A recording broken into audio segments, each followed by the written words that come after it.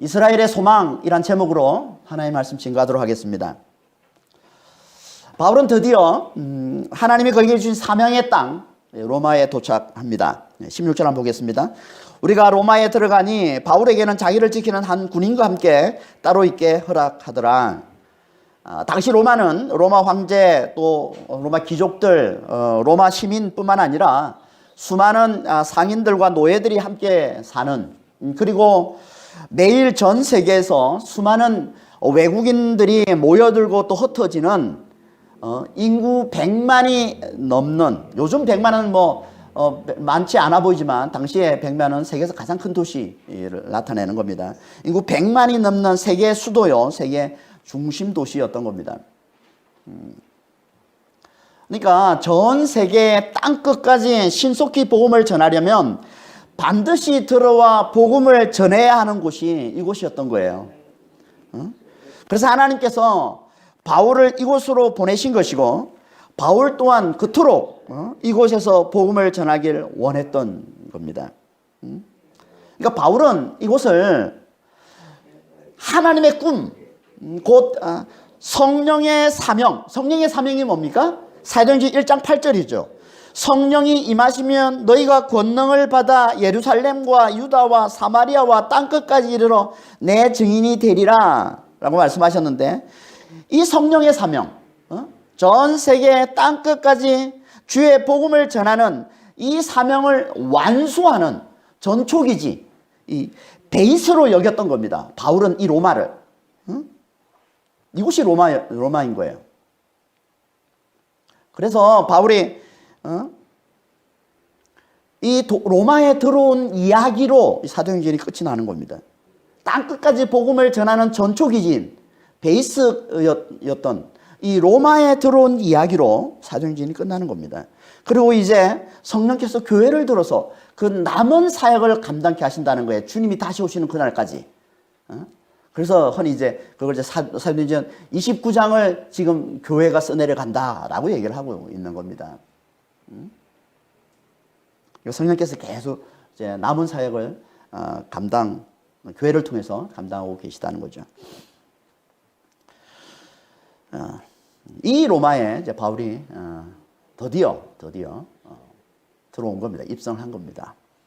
그리고는 16절에 보면 뭐라고 얘기합니까?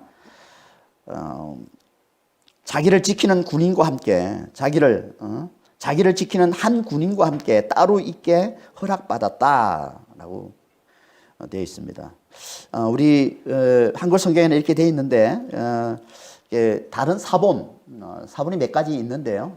우리는 이제 그 중에 한 사본에서 이제 번역된 걸 우리가 취하고 있는 것이고, 또 다른 사본이 있는데 마소라 사본, 영어 번역으로 된 게 이제 킹 제임스 버전입니다. 이제 킹 제임스 버전에 보면 이 앞에 16절 이 앞에 추가적인 내용이 붙어 있습니다. 이런 추가적인 내용이 붙어 있어요. 율리오 백부장이 바울을 황제 근위대장에게 넘겨줬다라는 말이 여기 붙어 있습니다.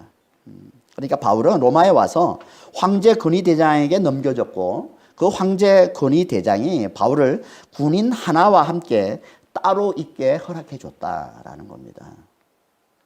이 말은 감옥에서 다른 죄수들과 함께 있지 않고 감옥 밖에서 따로 집을 구해서 군인 한 사람과 함께 같이 있도록, 같이 살도록, 따로 집을 구해서 같이 살도록 그렇게 허락해 줬다는 겁니다. 그래서 30절에 보면 셋집에 살았다, 셋집에 있었다 이렇게 말씀하고 있는 거예요. 28장 30절에 보면. 그러니까 이건 황제의 근위대장이 바울에게 엄청난 특기를 제공해 준 거죠. 그렇죠? 그 근위대장이 바울에게 왜 이런 특기를 줬을까요? 그건 율리오 백부장이 이제 아무래도 바울에 대해서 좋게 얘기를 많이 해줬기 때문에 그랬을 겁니다. 그러니까 율리오 백부장이 바울을 임기하면서 이 근위대장에게 바울을 이렇게 넘겨주면서 아마 그랬을 거예요. 이 바울은 정치적으로 위험한 인물이 아니고 유대인들의 모함으로 가이사에게 상소한 죄인인데, 이런 이제 보고와 함께 로마로 오는 동안 바울의 행적에 대해서 바울이 행한 선행과 그 놀라운 능력들과 특히 바울로 인해서 구원받은 이런 이야기들을 자세히 전해줬을 겁니다. 고린도장에게. 그리고는 이제 바울에 대해서 선처를 부탁했겠죠. 놀라운 능력이 하나님이 함께 하신다. 하나님의 능력이 함께 하는 자다. 이런 어떤 이야기들을 전해줬겠죠. 그 얘기를 듣고는 이제 황제 근위대장이 마치 이제 뭐 구약에서 그 애굽왕 바로의 근위대장 보디발이 요셉에게 호의적으로 대해준 것처럼 그렇게 바울을 이제 호의적으로 대해주면서 그에게 이제 특혜를 준 거죠. 네, 그렇게 볼 수 있습니다. 물론 그 뒤엔 바울로 하여금 그곳에서 복음을 잘 전할 수 있도록 하기 위해서 그들을 통해 바울에게 은혜를 베풀게 하신 하나님이 계신 거죠. 하나님께서 율료 백부장 그리고 이 근위대장을 통해서 이렇게 바울에게 은혜를 베풀게 해서 바울이 복음을 잘 전할 수 있도록 그렇게 하나님께서 인도해 주신 거겠죠. 하지만 그렇다고 그가 바울이 완전히 자유롭게 지낼 수 있었던 건 아닙니다. 군사 하나가 이제 그를 지키고 있었다라고 얘기를 합니다. 그렇죠? 군사 하나. 당시엔 이 가택연금, 이제 일종의 가택연금 상태인데요. 바울은 지금 가택연금 상태인데 가택연금 상태에서 군사가 지킬 때는요. 어떻게 지켰냐면 그 군사가 자기가 지키는 제수와 함께 쇠사슬로 이렇게 묶여서 함께 지냈다고 해요. 쇠사슬로 서로 묶어서 군사와 이 제수가 함께 쇠사슬로 함께 이렇게 묶어서 같이 지냈다. 이렇게 항상 함께 있도록 그렇게 했다고 합니다. 사실은. 그래서 바울이 쇠사슬에 묶여 있다고 얘기하는 거예요. 20절에 보면 쇠사슬에 묶여 있다라고 얘기하는 겁니다. 쇠사슬로 이렇게 군사와 묶여 있으면 상당히 불편하겠죠. 하지만 불편하기도 하겠지만 또 한편으로 보면 대단히 친밀해질 수밖에 없는 그런 관계가 되겠죠. 늘 함께 있어야 되니까 쇠사슬 묶여서 늘 함께 있어야 되기 때문에 친밀해질 수밖에 없었을 것이고 친밀하게 지내면 바울이 뭘 했겠습니까? 바울이 잘하는 게 뭐예요? 복음 전하는 거죠. 당연히 그 군사들에게 복음을 전했을 겁니다. 그래서 얼마 후에 여기 이제 가택연금 상태로 있는 2년을 지나게 되는데 가택연금 상태로 2년을 지나게 되는데 이렇게 가택연금 상태로 있은 지 얼마 후에 이제 그 빌립보 교회에 편지를 보내는데요. 빌립보 교회에 편지를 보내면서 이렇게 얘기를 한 겁니다. 빌립보서 4장 22절에 모든 성도들이 너희에게 문안하되 특히 가이사의 집 사람들 중에 몇이니라. 가이사 집 사람들 이들이 누굴까요? 이들을 빌립보서 앞에 1장 13절에 보면 모든 시위대라고 표현을 하고 있습니다. 모든 시위대. 이들이 곧 누구냐 하면 황제 근위부대에 속한 군사들을 얘기하는 거예요. 황제 근위부대에 속한 군사들. 여기에 속해 있는 군사들이 한 수천 명 정도 된다고 그래요. 수천 명. 그러니까 이들이 번갈아 가면서 2년 동안 바울과 친밀히 쇠사슬에 함께 묶여서 바울을 지키는 그런 임무를 맡았던 겁니다. 당연히 이들에게 복음이 흘러갔겠죠. 그래서 이들 중에 변화가 되어서 예수의 제자가 된 자들이 있었다라고 얘기하는 거예요. 이게 복음인 겁니다. 사람은 매여도요, 복음은 절대 매이지 않음을 잘 보여주고 있는 거죠. 어떤 상황에서도 복음은 흘러가고 역사하고 변화시켜낸다는 겁니다. 그러니까 우리는 어떤 환경에서도 복음을 전할 수 있는 겁니다. 쇠사슬에 묶인 것 같은 너무나 열악한 환경이라도 전도를 포기하면 절대 안 된다는 겁니다. 그런 환경에서도 복음은 얼마든지 흘러가고 얼마든지 역사하고 얼마든지 변화시켜낸다는 거예요. 복음은. 이게 바울과 이 군사가 함께 쇠사슬로 묶여 있으면서 보여줬던 은혜로운 이야기죠. 이렇게 쇠사슬에 묶여 있는데 그 군사들에게 복음을 전해서 그 군사들이 변화된 아름다운 이야기 아닙니까? 이게? 그러니까 우리는 어떤 환경에 처해도 복음을 전할 수 있습니다. 나는 이제 이렇게 됐으니까, 이렇게 너무너무 힘든 상황에 처했으니까 이제 복음은 전하지. 아니에요. 어떤 환경에서는 복음을 전할 수 있습니다. 그렇게 한 군인과 함께 따로 지내게 되고 사흘 후에, 그렇게 된 지 사흘 후에 바울은 이제 유대 지도자들을 자기 집으로 초청을 해서 자기가 로마에 오게 된 경위를 설명했다라고 얘기합니다. 그게 17절 말씀이죠. 사흘 후에 바울이 유대인 중 높은 사람들을 청하여 그들이 모인 후에 이르되, 여러분 형제들아, 내가 이스라엘 백성이나 우리 조상의 관습을 배척한 일이 없는데 예루살렘에서 로마인의 손에 죄수로 내준 바 되었으니. 당시 로마에는 한 4만에서 5만 정도의 유대인이 살았다고 합니다. 꽤 많은 사람들이, 소수민족 치고는 상당히 많은 사람들이 유대인들이 로마에 살고 있었던 겁니다. 바울은 그들과의 충돌을 피하기 위해서 유대 지도자들을 자기 집으로 초청을 했다는 거예요. 유대인과 이 그리스도인, 기독교인 간에는 충돌의 트라우마가 있습니다.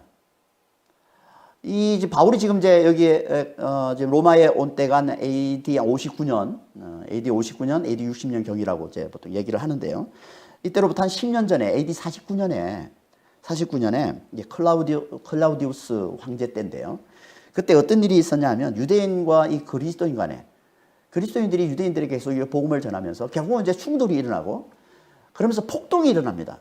로마에서 이제 폭동이 일어납니다. 그 폭동으로 인해서 결국은 모든 유대인들이 로마에서 떠나라는 추방령이 내려집니다. 황제로부터. 황제의 이제 칙령이 내려져요. 그래서 추방령이 내려서 모든 유대인들이 이제 로마에서 쫓겨나는 그런 상황이 일어났는데요. 그렇게 쫓겨나서 6년째 되는 AD 54년에 네로가 이제 다시 로마 황제가 되면서 그 추방령이 해제되고 다시 이제 유대인들이 로마에 들어와 살 수 있게 된 겁니다. 그러니까 유대인들에게, 로마에 있는 유대인들에게는 이런 이제 트라우마가 있는 거죠. 그러니까 로마에 있는 유대인들은 이 사실을 잘 알고 있었어요. 그래서 22절에 보면 이 파는 다 반대받는 줄 안다 라고 얘기하는 거예요. 이 기독교, 그리스도를 따르는 이 파는 다 반대받는 줄 안다는 거예요. 그런 불상사가 다시 이제 재현되지 않도록 하기 위해서 바울은 미리 이제 유대 지도자들을 불러서 자기 집으로 초청을 해서 자신이 로마에 오게 된 경위를 이제 자세히 설명해 주려 했던 겁니다. 그래서 제일 먼저 뭘 얘기합니까? 이스라엘 백성이나 우리 조상의 관습을 배척한 일이 없다. 난 제일 먼저 그 얘기를 하는 거예요. 나는 이스라엘 백성들이나 뭐 이스라엘의 관습 이런 것들에서 절대 뭐 거스리거나 반대하거나 배척하거나 한 그런 일은 절대 없다. 그리고는 그런데도 예루살렘에서 로마인들의 손에 죄수로 넘겨졌다 내가. 이거 대단히 부드러운 표현입니다. 정확히 말하면 뭐예요? 예루살렘에서 유대인들에 의해서 2번씩이나 죽을 뻔한 그런 상황에서 누가 구해줍니까? 로마 군대 천부장이 이제 구해주죠. 천부장이 구조해서 가이사라에 있는 로마 총독에게 보내게 되고 그곳에서 죄수로 이제 총독 앞에서 재판을 받게 된 거죠. 이게 이제 팩트인데 유대인들의 반감을 사지 않기 위해서 대단히 부드럽게 지금 표현하고 있는 겁니다. 그렇게 로마 총독에게서 재판을 받았지만 그들은 자기가 죄가 없음을 알고서 풀어주려 했다라고 얘기합니다. 그게 18절 19절 말씀이죠.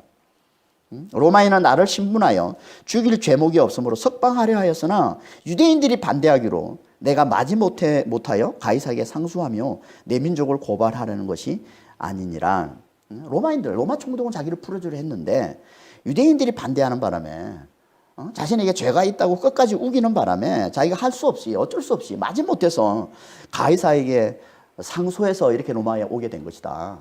절대 내 민족을 고발하고 내 민족을 험담하고 내 민족을 대적하기 위해서 이게 로마에 온 게 아니다라고 얘기하고 있는 거죠 지금. 이걸 얘기하려고 너희들을 불렀다라고 얘기하는 겁니다. 20절 앞부분에 이러므로 너희를 보고 함께 얘기하려고 청하였으니 그리고는 자기가 이렇게 쇠사슬에 묶인 죄수가 된 이유를 한마디로 요약해서 이렇게 얘기를 합니다. 20절 후반절에 이스라엘의 소망으로 말미암아 내가 이 쇠사슬에 매인 바 되었노라. 이스라엘의 소망 때문에 내가 이렇게 묶인 자가 되었다. 쇠사슬에 매인 자가 되었다. 죄수가 됐다라고 얘기를 하는 겁니다. 이스라엘의 소망. 이스라엘의 소망이 뭡니까? 이에 대해서는 우리가 앞에서 사도행전 24장과 26장에서 한번 살펴봤던 주제입니다. 이스라엘 소망에 대해서는. 24장 15절 한번 보겠습니다. 그들이 기다리는 바 하나님께 향한 소망을 나도 가졌으니 곧 의인과 악인의 부활이 있으리라 함이니이다. 그들은 이제 이스라엘 12지파, 이스라엘 조상을 얘기하는 겁니다. 하나님께 향한 소망, 이게 뭐냐면 의인과 악인의 부활이다 얘기합니다. 사도행전 26장 7절 8절에서도 이 약속은 우리 12지파가 밤낮으로 간절히 하나님을 받들어 섬김으로 얻기를 바라는 바인데 이 소망으로 말미암아 내가 유대인들에게 고소를 당하는 것입니다. 당신들은 하나님이 죽은 사람을 살리심을 어찌하여 못 믿을 것으로 여기나이까. 앞에서도 우리가 살펴봤지만 다시 한 번 더 이스라엘의 이 소망에 대해서 다시 한번 살펴보려고 합니다. 여기 보면 이스라엘의 소망이 뭐라고 얘기합니까? 하나님께서 이스라엘 12지파에게 주신 약속. 이스라엘 12지파가 밤낮으로 섬기면서 얻기를 바라는 것, 이게 약속인데 이게 뭐예요? 하나님께서 이스라엘 12지파에게 주신 약속. 이걸 한마디로 이게 구약입니다. 구약이라는 말이 옛 언약, 하나님 약속을 얘기하는 겁니다. 하나님 약속. 구약을 얘기하는 겁니다. 하나님께서 구약을 통해서 이스라엘 백성들에게 주신 약속이 뭐예요? 그 약속을 압축하면 뭡니까? 그건 메시아를 보내서 하나님께서 메시아를 보내서 하나님을 대적하는 악한 자들은 다 심판하시고 하나님을 믿는 의로운 자들은 반드시 구원해 주신다는 거죠. 이게 하나님께서 구약을 통해서 이스라엘 백성들에게 주신 약속인 겁니다. 메시아를 보내서 하나님을 대적하는 악한 자들은 다 철저히 심판하고 하나님을 믿는 어려운 자들은 반드시 구원해 주신다는 거예요. 이걸 이스라엘 역사에서 비유로 보여주는 게 뭡니까? 그게 애굽에서 종살이 하던 이스라엘을 위해서 하나님께서 하나님의 종 모세를 보내요. 애굽을 심판하시고 그 애굽 아래 신음하던 하나님의 백성 이스라엘을 구원해 내신 출애굽 이야기인 거죠. 출애굽 이야기. 그러니까 이 출애굽 이야기 이게 모세오경의 핵심입니다. 모세오경을 이제 토라라고 하고요, 히브리어로. 이걸 이제 신약에서 항상 율법과 선지자들의 걸 할 때, 율법이 이게 토라입니다, 토라. 그러니까 모세오경을 얘기하는 거예요. 그러니까 모세오경의 핵심이 이 출애굽 이야기인 거예요. 이 구원이 종말의 전 우주적으로 영원토록 일어나게 될 걸 예언하고 있는 게 이게 선지자들의 글인 겁니다. 선지자들의 글. 그러니까 출애굽을 통해서 보여준, 비유로 이스라엘 역사에서 출애굽을 통해서 보여준 이게 종말에 전 우주적으로 영원토록 일어나게 될 것을 예언하고 있는 게 이제 선지자의 글인 거죠. 이게 율법과 선지자, 이게 구약이라는 겁니다. 이게 구약. 그리고 이 구약의 예언을 성취하러 마지막 때에 메시아가 오셨고 곧 다시 오실 걸 말씀하고 있는 게 이게 신약인 것이고. 신약. 그러니까 구약은 하나님께서 메시아를 통해 하나님을 대적하는 악한 자들은 영원히 멸하시고 하나님을 믿는 의로운 자들은 반드시 영원한 구원으로 구원해 내실 걸 약속한 걸 말하는 겁니다.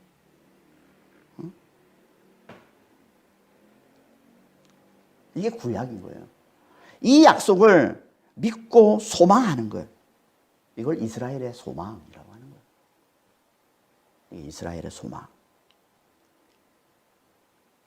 악한 자들의 영원한 심판과 의로운 자들의 영원한 구원. 이걸 다른 말로 하면 뭐예요? 이게 의인과 악인의 부활. 이거예요. 그래서 24장 15절에 좀 전에 읽었던 24장 15절에 하나님께 12지파 이스라엘 이 백성들이 하나님께 향한 소망이라고 하고는 그걸 의인과 악인의 부활이라고 얘기하는 거예요. 바울이 이 표현을 쓰는 건요, 예수님께서 먼저 이 표현을 썼기 때문에 바울이 이 표현을 쓰는 거예요. 예수님이 언제 이 표현을 썼습니까? 요한복음 5장 28절 29절에서 예수님이 말씀하셨죠. 이를 놀랍게 여기지 말라. 무덤 속에 있는 자가 다 그의 음성을 들을 때가 오나니 선한 일을 행한 자는 생명의 부활로, 악한 일을 행한 자는 심판의 부활로 나오리라. 그러니까 구약의 약속, 곧 메시아를 통해 악한 자에게는 영원한 심판을, 어려운 자들에게는 영원한 구원을 주실 거라는 이 약속을 예수님께서 더 정확한 표현으로 다시 말씀하고 있는 게 이 말씀인 거예요. 악한 자는 심판의 부활로, 그리고 의로운 자는 생명의 부활로 부활할 거라는 거예요. 이게 곧 뭐예요? 이 악한 자의 영원한 심판과 이 의로운 자의 영원한 구원이라는 거예요. 왜 예수님께서 이 표현을 썼을까요? 그건요, 육체가 죽는다고 심판과 구원이 끝나지 않는다는 것을 깨우쳐주기 위해서 그래요. 그러니까 육체가 죽어도 악한 자는 무덤에서 나와서 영원한 심판을 받게 될 것이고, 의로운 자는 무덤에서 나와서 영원한 생명을 누리게 될 거라는 거예요. 이게 이스라엘의 소망이라는 겁니다. 근데 이 소망을 제대로 가지려면, 이 악한 자의 영원한 심판과 이 의로운 자의 영원한 구원, 다시 말해서 의인과 악인의 부활에 대한 이 소망을 제대로 가지려면 어떻게 해야 될까요? 당연히 죽은 자의 부활에 대한 믿음이 있어야 되겠죠. 죽은 자에 대한 부활에 믿음이 있어요. 그래서 26장 8절에 이렇게 얘기하는 거예요. 소망을 얘기하고는 이스라엘 조상들이, 이스라엘의 모든 12지파 모든 조상들이 밤낮으로 간절히 하나님을 받들어 섬김으로 얻기를 바라는 이 소망 때문에 내가 고소를 당했다라고 얘기하고는 8절에, 26장 8절에 뭐라고 얘기합니까? 당신들은 하나님이 죽은 사람을 살리심을 어찌하여 못 믿을 것으로 여기나이까?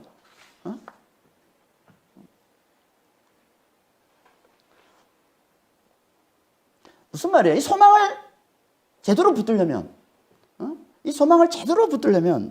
하나님께서 죽은 자를 살리신다는 걸 믿어야 된다는 얘기죠.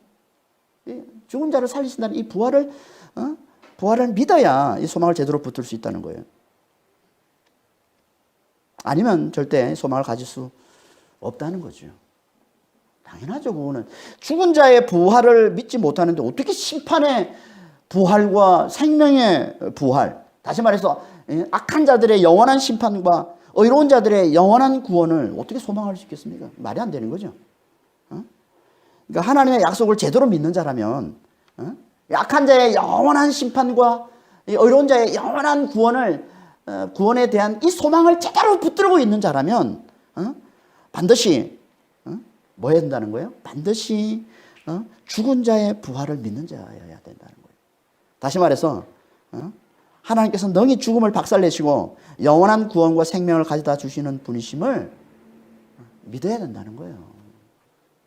이 믿음이 있어야 이 소망을 제대로 붙든다는 거죠. 그걸 말씀하고 있는 게 이제 이사야서 26장 7절 이하의 말씀인 겁니다. 그리고 그걸 우리에게 첫 열매로 나타내 보여주신 분이 누구시라고요? 예수시다. 그래서 9절 이하에 어떻게 죽은 자를, 하나님께서 죽은 자를 살리심을 믿지 못하느냐? 그리고는 이제 부활하신 예수님을 만난 간증을 하고 있는 9절 이하에서, 26장 9절 이하에서. 그러니까 하나님께서 죽은 자에게 부활을 주시는 이 능력을, 이 부활을 첫 열매로 보여주신 분이 예수시라는 겁니다. 이 말은, 첫 열매로 보여주다는 이 말은 그분이 메시아시라는 거예요. 메시아시라는 거예요.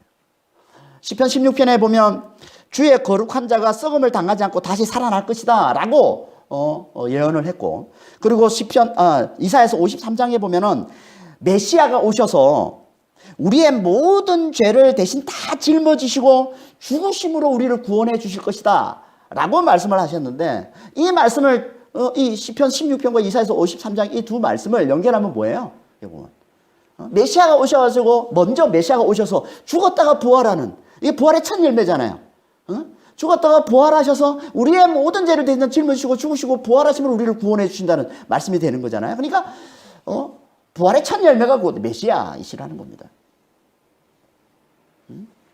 그래서 하나님께서 예수님을 죽은 자 가운데서 다시 살리셔서 어떻게 하세요? 하늘을 올리우사 하늘 보좌 우편에 앉히시고 하늘과 땅을 다스리게 하셨다라고 말씀하고 있는 거죠. 메시아 되심을, 하늘과 땅을 다스리시는 메시아 되심을 말씀하고 있는 거죠.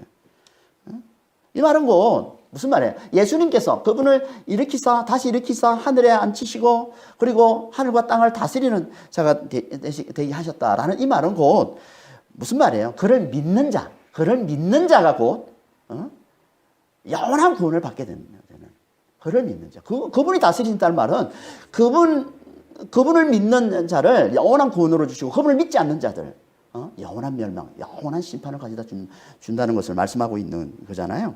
이게 바울이 말하는 이스라엘의 소망이에요. 그러니까 이스라엘은 신약에서 뭐예요? 믿는 자를 얘기하는 겁니다. 그래서 갈라디아서 3장 7절에 보면 믿음으로 말미암아 아브라함의 자손된 자들이라고 그러는 거, 우리를 다 믿음으로 말미암는 자는 다 아브라함의 자손, 이스라엘이라고 얘기하는 거예요. 그리고 로마서 2장 29절에서도 표면적 유대인이 아니요 이면적 유대인이 유대인이다. 그러니까 믿는 자들이 참 이스라엘, 진짜 이스라엘이라고 얘기를 하고 있는 거죠. 그러니까 진짜 이스라엘의 소망은 이거라는 거예요. 예수께서 죽은 자 가운데서 부활하셨음을 믿고 그 부활을 바라는 것. 그 부활을 간절히 바라는 거예요. 이게 진짜 이스라엘의 소망. 모든 하나님의 백성들, 모든 믿는 자들, 모든 하나님의 백성들의 소망이라는 겁니다.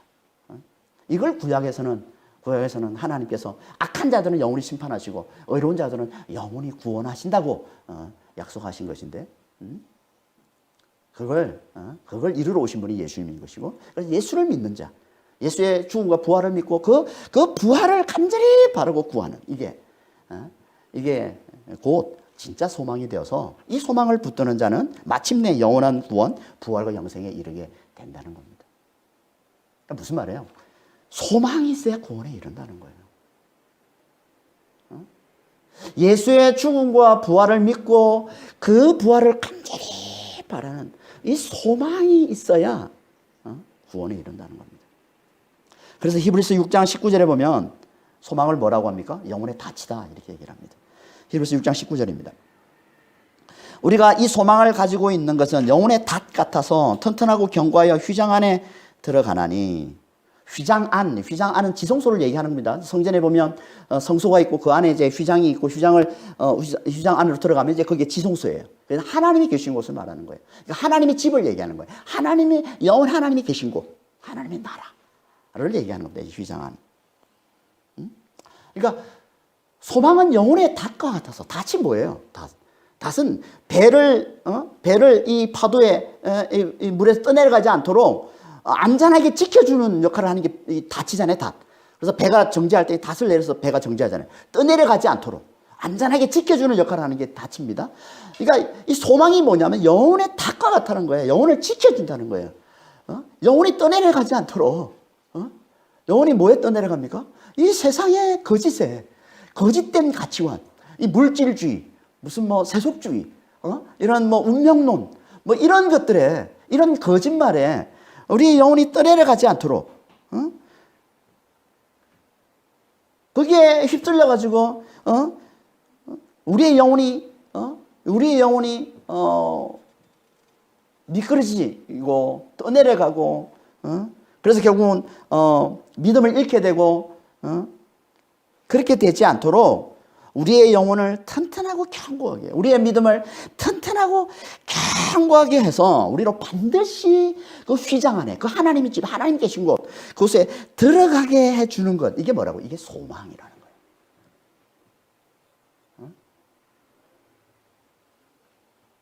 우리 영혼이 절대 이 세상의 가치관에, 이 거짓된 이 가치관에 휩쓸려 가지 않도록, 거기에 놀아나지, 거기에 휘둘리지 않도록, 자, 견고하게, 튼튼하게 지켜줘서 반드시 휘장 안에 들어가도록.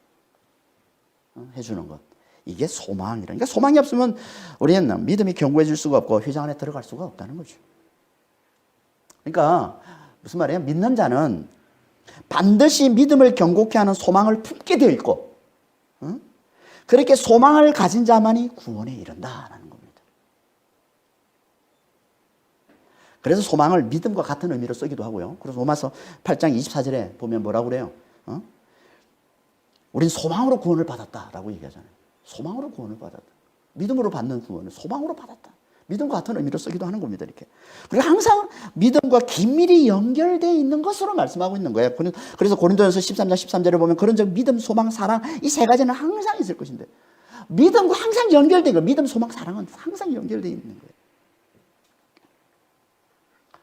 그러니까 성경에서 말하고 있는 소망은요. 그냥 바라는 걸 얘기하는 게 아닙니다. 그냥 바라는 거. 그냥 기다리는 거. 그걸 얘기하는 게 아니에요. 성경에서 말하는 소망은 확신에 찬 기대를 말하는 거예요. 믿음으로, 확실한 믿음으로 간절히 바라는 걸 얘기하는 거예요. 확실한 믿음으로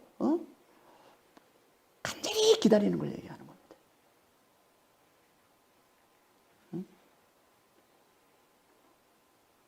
확신에서 나오는, 확신에서는 이 담대함과 이 기쁨으로 간절히 바라고 간절히 기다리는 것, 이게 소망이라는 겁니다. 그래서 히브리서 6장 19절 우리가 좀 전에 소망은 영혼의 닭과 같다라고 말씀한 그 히브리서 6장 19절 말씀과 비슷한 말씀을 히브리서 3장 6절에서도 하고 있는데 거기서는 이렇게 말씀하고 있는 거예요. 우리가 소망의 확신과 자랑을 끝까지 굳게 잡고 있으면 우리는 하나님의 집이라. 같은 말씀을 하고 있는 거예요. 지금 히브리서 6장 19절 말씀하고 같은 말씀을 하고 있어요. 여기서는 이제 소망의 확신과 자랑을 끝까지 굳게 잡고.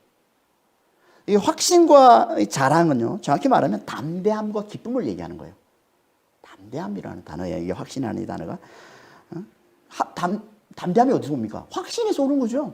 확신에서. 그래서 확신이라고 여기서는 이제 번역을 했지만 정확히 말하면 담대함과 기쁨을 얘기하는 거예요. 그러니까 우리에게 이 확신에서 오는 이 담대함과 이 기쁨을 가져다 주는 것. 담대함과 기쁨을 가져다 준다는 말은 또 다른 말로 뭐예요? 어떤 환난에서도 인내하게 해준다는 거예요. 인내하게. 그래서 데살로니가전서 1장 3절에서는 소망을 또 뭐라고 얘기합니까? 인내라고 얘기하는 거예요. 소망의 인내.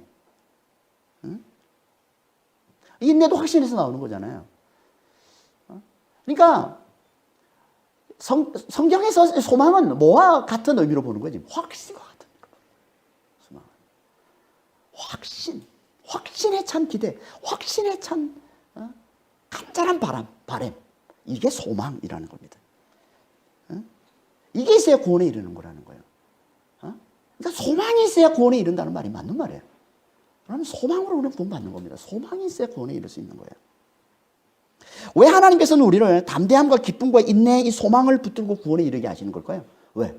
그냥 예수만 믿으면 구원에 이른다라고 말씀을 하셨으면 그냥 계속 믿기만 하면 구원에 받는다라고 하시면 되는데 또 왜 다른 곳에서는 이렇게 소망이 있어야 구원에 이른다고 그러고 소망의 확신, 소망의 자랑을 굳게 잡아야 소망의 인내가 있어야 구원에 이른다고. 왜 이런 말씀을 하시는 걸까요?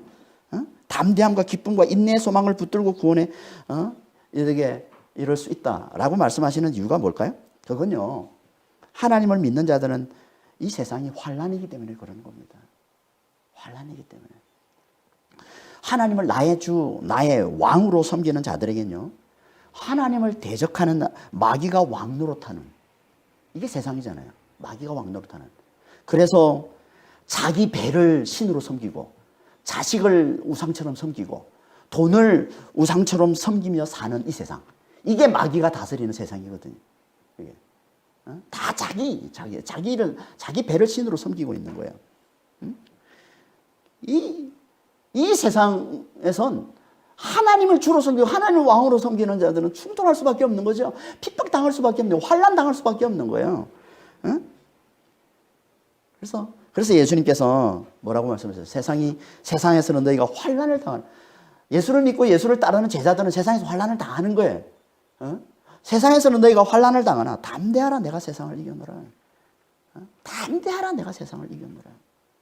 이 담대함이 어디서 나온다고요? 소망. 소망. 그러니까 우리는 소망이 없으면요, 소망에서 나오는 이 담대함과 기쁨과 인내가 없는 것이고, 그러면 결국 우리는 세상의 환난을 견딜 수가 없는 거예요. 결국 환난 앞에 무너질 수밖에 없는 겁니다. 그래서 배도가 일어나고 하는 거고 그러는 거예요. 결국 구원에 이를 수 없는 거죠. 그래서 그렇게 소망을 강조하는 거예요, 성경에서. 그렇게 소망을 강조하는 겁니다. 특히 이스라엘 백성들, 오랜 세월 동안 환난과 핍박을 당해온 이스라엘. 이스라엘은 2000년이 넘도록 나라도 없이 지내온 민족이잖아요. 아니, 구약의, 성경에 나오는 구약에서도 이스라엘은 끊임없이 애굽 밑에서 400년 동안 종살이 했고, 또 그 이외에도 뭐 끊임없이 주변의 열강들의 핍박을 당하다가 또 바벨론에서 멸망을 당해서 또 오랜 세월 동안 또 이렇게 포로가 돼요.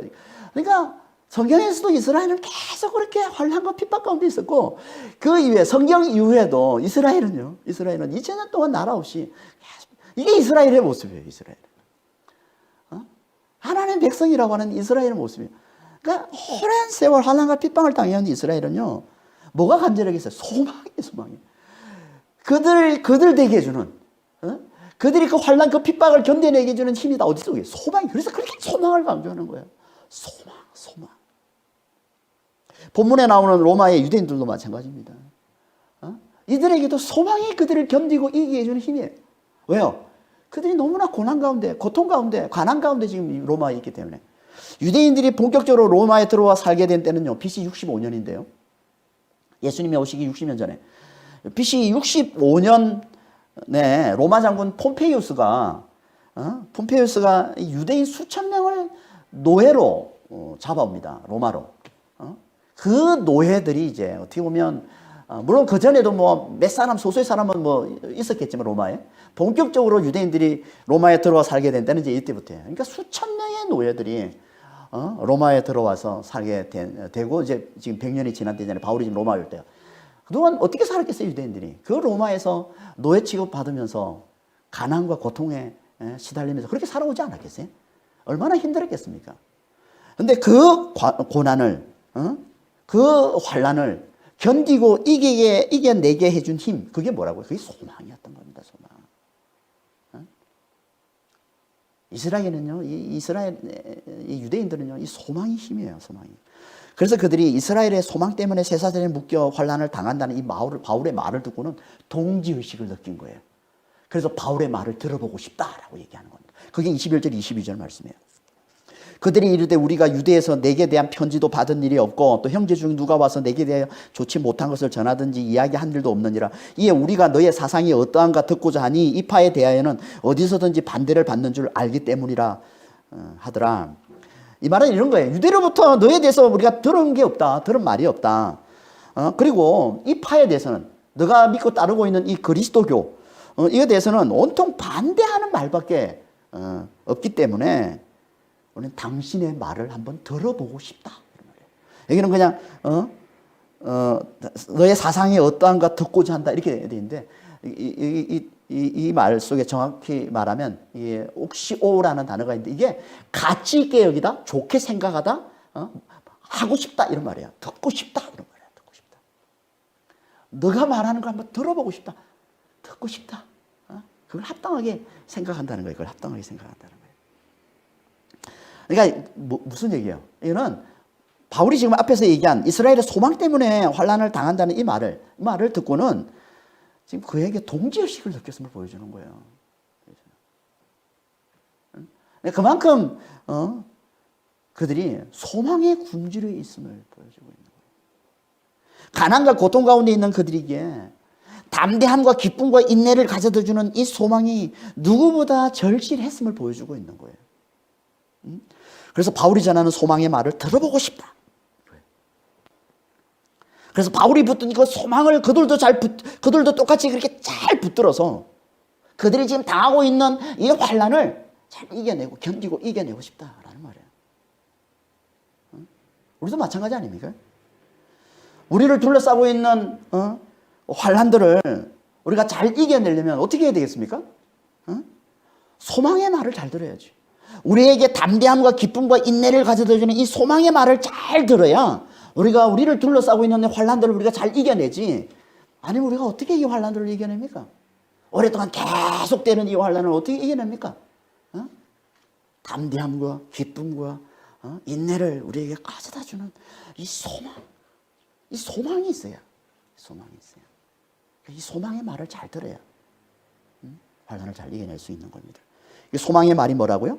예수께서 죽은 자 가운데서 부활하셨음을 잘 듣고 믿음으로 그 부활을 간절히 바라는 자가 되라는 거예요. 이게 소망의 말이잖아요. 이게 소망의 말이잖아요. 구약에서는 하나님께서 반드시 메시아를 보내서 악한 자들은 다 철저히 영원히 심판하시고 의로운 자들은 영원히 구원하신다고 약속하셨는데 그걸 신약에서 이루신 게 예수님이다. 예수님께서 죽으시고 부활하신 걸 우리가 잘 듣고 잘 믿음으로 그래서 그 부활을 간절히 바라보면 이게 우리를 세상의 어떤 환난에서도 이기게 해주는 세상의 어떤 어려움에서도 우리를 이기게 해주는 진짜 소망이라는 거예요. 이게 진짜 이스라엘의 소망, 진짜 하나님의 백성들의 소망이라는 거예요. 이게 그게 아니면 우리는 제대로 된 소망이 아니라는 겁니다. 예수의 죽음과 부활을 믿고 그 부활을 간절히 바라는 그 소망이 아니면 그건 제대로 된 소망이 아니라는 거예요. 그건 절대 하나님이 인정하는 소망이 아니라는 거예요. 하나님이 함께 하시는 소망이 아니라는 거예요. 이걸 로마서 8장 24절 후반절에 이렇게 말씀하고 있는 거예요. 보이는 소망은 소망이 아니니 보이는 것을 누가 바라리요? 보이는 소망은 소망이 아니니 보이는 것을 누가 바라리요? 이런 보이는 소망이 뭡니까? 이런 세상에 보이는 걸 얘기하는 거예요. 세상에 보이는 게 뭡니까? 세상에서 우리가 보이는 것을 소망으로 삼는 게 뭐예요? 세상에서 잘 되는 거잖아요. 세상에서 성공하는 거잖아요. 세상에서 부자가 되고 세상에서 출세하는 거 아닙니까? 이건 믿음으로 바라는 소망이 아니라는 거예요. 누가 그걸 믿음으로 바라겠냐는 거예요, 그걸. 창조주 하나님을 굳게 믿고 고대한다면서 죽은 자를 살리시는 우리에게 부활을 주시는 하나님을 믿고 굳게 고대한다면서 누가 그런 시시한 걸 바라겠냐는 거예요. 누가 그런 시시한 걸 바라겠냐는 거예요. 예를 들면 남녀 호랑교만 믿어도 되는 이건희 같은 부자가 되는 거예요. 이건희 같은 부자가 되는 거예요. 세상에 우리나라에서 최고의 부자인데. 전 세계에서도 뭐 손꼽히는 부자잖아요. 근데 그런 부자가 뭐만 하면 돼요? 남녀 호랑교만 믿어도 되는 부자예요. 하나님을 멸시하고 하나님 무시해도 되는 그래도 거뜬히 되는 그런 부자. 이건희 같은 그런 부자가 그런 부자가 되는 게 그게 누가 창조주 하나님을 믿으면서 바라겠냐는 거예요. 그런 부자를. 창조주 하나님을 믿는다고 하면서 누가 그런 걸 시시한 걸 바라겠냐는 거예요. 그건 절대 믿음으로 바라는 소망이 아니라는 거예요. 그래서 소망이 아니다라고 얘기하는 거예요. 진짜 소망. 확신에 찬 기대. 믿음으로 간절히 바라는 것. 그 소망 아니라는 거예요. 그거는. 그런 시시한 것. 눈에 보이는 그런 시시한 건 진짜 소망 아니라는 거예요. 그런데도 그걸 소망으로 붙들고 살아가는 자들이 얼마나 많습니까? 그래서 그렇게 희망 고문 당하는 사람들이 많은 거예요. 희망 고문이 뭡니까? 희망만 주고서 이루어지지 않는 걸 희망 고문이라고 그러는 거예요. 아시죠? 하나님을 잘 믿으면 예배 잘 드리고 11조 잘하고 봉사 잘하면 세상에서 형통할 거라고 세상에서 부자 될 거라고 세상에서 잘 될 거라고 이렇게 희망을 잔뜩 줬는데 그래서 열심히 섬겼는데 그게 이루어지지 않는 거예요.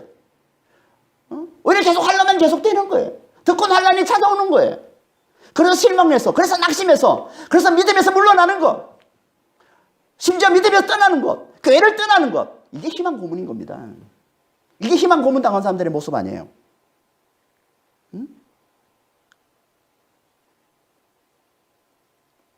이런 사람들이 얼마나 많습니까? 믿는다고 하면서 이런 사람들이 얼마나 많은지 몰라요. 열심히 교회를 다니다가 열심히 하나님을 믿다가 결국은 이 희망 고문을 당해서 견디지 못하고 낙심하고 실망해서 믿음에서 물러난 퇴보한 이런 모습들이 얼마나 많습니까? 왜 그렇다고요? 왜 그렇다고요? 보이는 소망을 소망으로 붙들어서 그런 거예요. 보이는 소망. 응? 그건 하나님이 책임지는 게 아닌데, 그건 믿음에 걸맞는 소망이 아닌데, 하나님이 주신 소망이 아닌데, 그걸 소망으로 붙들고 있으니까 이런 희망 고문을 당해서 결국은 낙심하고 실망하고 낙심해서 꼬꾸라지는 거 아닙니까? 보이는 소망을 붙들어서 보이는 소망을 소망으로 붙드니까 그러는 겁니다.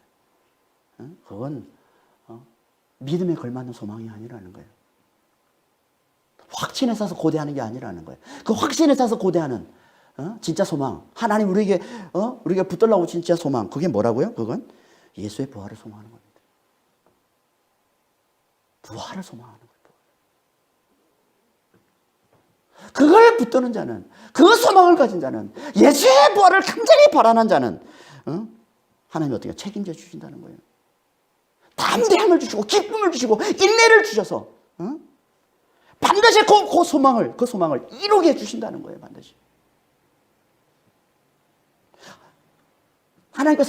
주님께서 어떻게 우리에게 담대함을 주시고 기쁨을 주시고 인내를 주시는 걸까요? 어떻게? 성령을 부어주시는 겁니다. 성령을 부어주셔서. 그러니까 믿음으로 소망하는 자는요, 성령이 함께 하시는 거예요. 그래서 성령께서 함께 하심으로 성령이 주시는 이 담대함, 기쁨, 인내로 철저히 무장되게 하셔서 끝까지 이 소망을 붙들고 살아가게 하시고, 그래서 마침내 이 소망을, 다시 말해서 성령을 부어주셔서 좀 더 구체적으로 말하면 그런 거예요. 성령을 부어주셔서 성령 안에서 부활하신 주님께서 그 부활을 맛보여 주심으로, 표적으로 맛보여 주심으로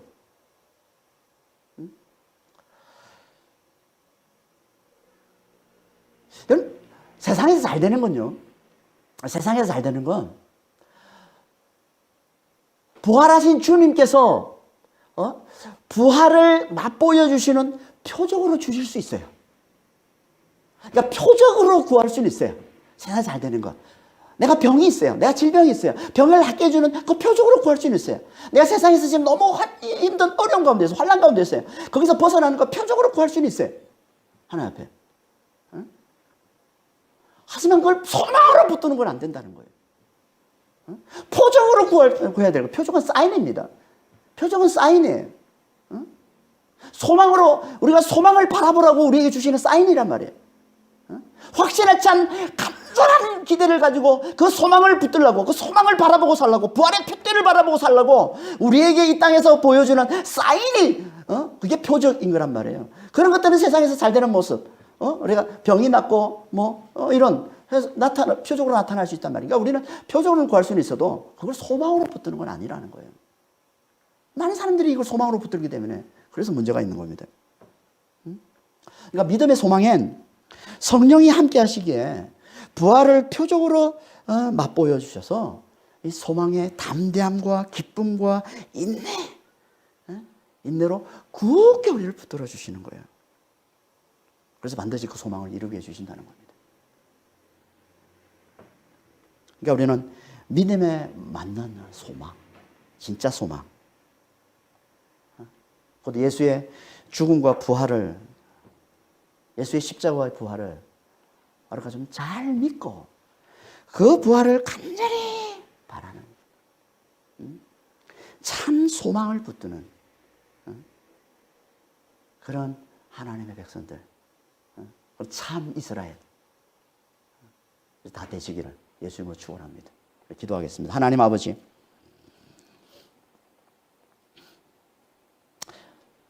우리가 정말 예수의 죽음과 부활, 예수님께서 죽으시고 죽은 자 가운데서 다시 살아나셨다는 이 부활을 우리가 정말 잘 듣고 잘 믿음으로, 그래서 아버지 하나님 이 부활을 간절히 바라보는 자가 될 수 있도록 여기에 성령께서 함께 하셔서 부활의 표적을 보여주시고, 그래서 우리로 이 담대함과 기쁨과 인내로 무장시켜 주셔서 세상의 어떤 환난에서도 그 환난을 견뎌내고 이겨내고 그래서 마침내 반드시 소망을 이루게 해주시는, 반드시 그 영원한 구원에 이루게 해주시는데, 아버지 하나님, 우리는 정말 이 소망을 붙드는 자가 될 수 있도록 주님 저희를 축복하여 주시옵소서. 우리 중에 한 사람도 주님, 눈에 보이는 소망, 세상에 보이는 것, 시시한 걸, 세상에서 잘 되고 세상에서 부자 되는 걸 마치 창조주 하나님께서 우리에게 주시는, 믿음으로 우리에게 주시는 정말 소망인 양 그걸 붙들고서 아버지 하나님, 희망 고문 당하는 자가 한 사람도 없도록, 그래서 낙심하고 그래서 실망해서 믿음에서 퇴보하고 믿음에서 떠나가는 그런 어리석은 자가 하나도 없도록 주여, 정말 저희는 하나님 우리에게 주신 제대로 된 이 소망을 굳게 붙드는 자가 다 되기를 원합니다. 주님, 저희도 정말 예수의 십자가와 부활의 복음을 잘 듣게 하시고, 그래서 아버지 하나님, 이 부활의 이 소망을 간절히 잘 붙드는 자가 되게 도와주시옵소서. 그래서 성령이 함께 해주셔서 아버지 하나님, 담대함과 기쁨과 인내를 주셔서 어떤 환난에서도 주여 견뎌내고 이겨내서 마침내 아버지 하나님, 영원한 구원, 영원한 생명, 부활과 영생을 받아 누리는 아버지의 삶을 사는 저희들이 다 될 수 있도록 주님 축복하시고 인도하여 주시옵소서. 감사하며 우리 주 예수 그리스도로 기도합니다.